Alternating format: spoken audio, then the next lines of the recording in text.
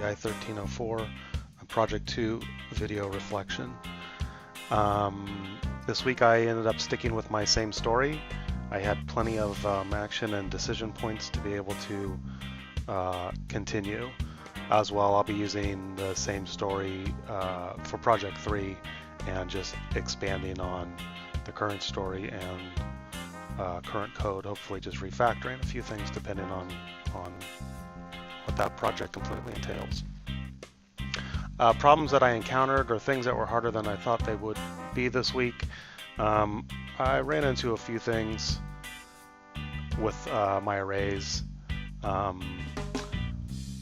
Making sure that I needed to have an array method in my code was something that I missed in the beginning. I also missed not putting in a few of the and or operators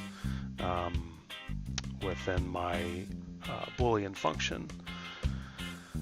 Things I discovered or thought were easier, actually putting the loops inside of the functions, I think ended up being easier than I thought it was, and both of mine work with no issues at this point.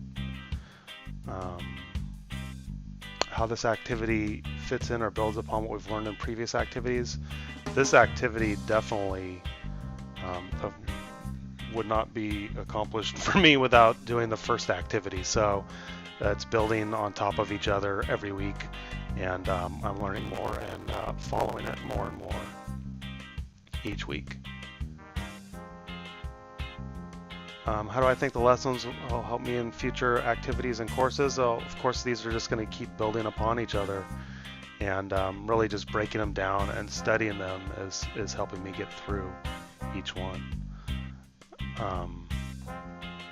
Let me jump over real quick to the browser. You can read here. Here's a little bit about my story. Let me reload it, and you can see that all of my outputs are working. You can see I'm looping up on this one, and I'm looping down on this one. What else do we have? Quite a bit more logic was needed for this project. Yes, compared to the first, definitely.